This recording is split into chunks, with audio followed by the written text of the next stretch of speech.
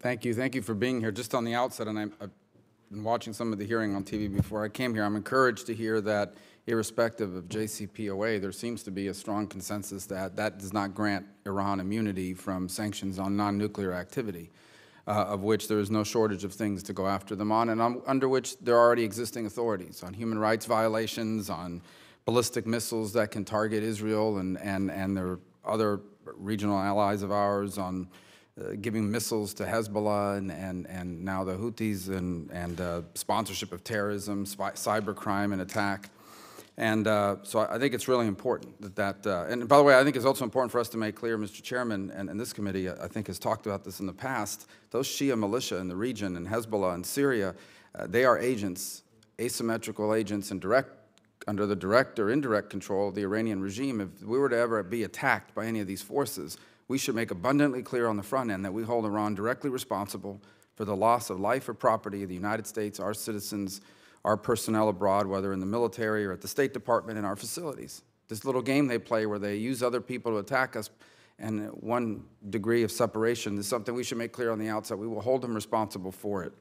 So I think that's important to lay on the record. Now, on this issue of Syria, it is good news. You see the map of the ISIS territory held 2 years ago at this time and what it is today, and it is great news that ISIS territorial control has rapidly eroded over the last year under this administration. Here's the bad news. It hasn't been replaced by things that are much better. Al-Nusra, the Al-Qaeda affiliate, whatever they changed their name to recently, they're still around, under pressure, but they're still around. We know that Hezbollah now has a very vibrant presence in Syria and continues to have one. We know that Assad forces are reinvigorated and appear to be victorious in many parts. Of course, we've already talked about Iran's presence there, both directly and indirectly. But there's also been a lot of questions. I think Senator Risch asked, what are the motives of these two countries? Iran's are pretty transparent. I mean, they want that Shia arc and, more importantly, that land bridge to Lebanon and over to Hezbollah, which, by the way, will be a major contributor to the next Hezbollah-Israel war, which sadly appears to be a question of if, not when, given both the indigenous capabilities that Hezbollah has developed and their history in the past. But on the issue of Russia, I think their motives are pretty easy to understand in any setting. You don't have to reclassify stuff to know it. One of the things they seek to achieve is to present themselves as a better, more reliable, and more predictable regional partner and power broker than the United States. It's an argument they've made to Egypt, Libya. We've seen it in Iraq, even in Jordan, even in Turkey, which is a NATO member. Even Syrian democratic forces have been, to some extent, seduced by this promise. And I guess my question is, as you look at all this and we talk about it, I think the fundamental question is, what is our seat at the table in Syria? Why would we be, what gives us a seat at the table in any future conversation about the future of Syria?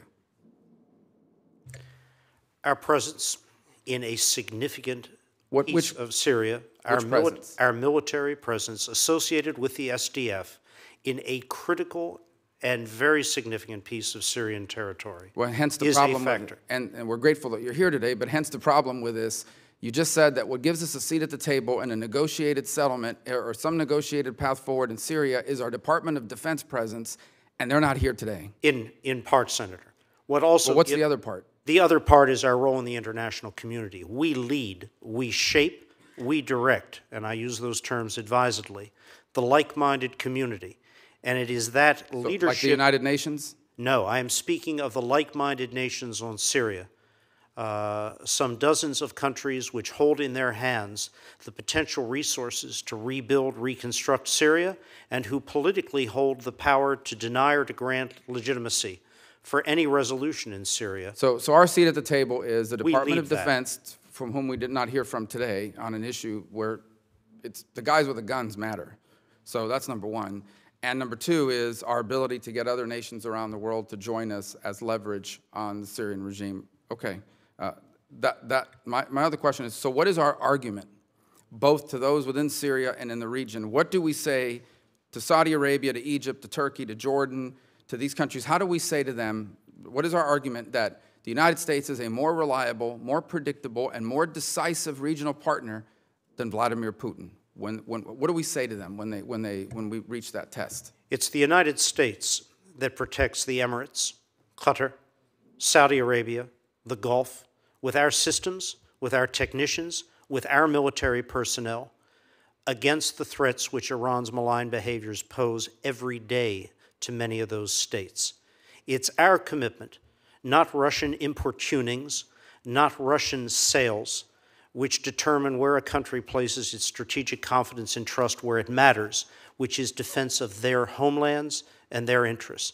And that trust, and I would include Egypt as well in this, resides squarely with the United States.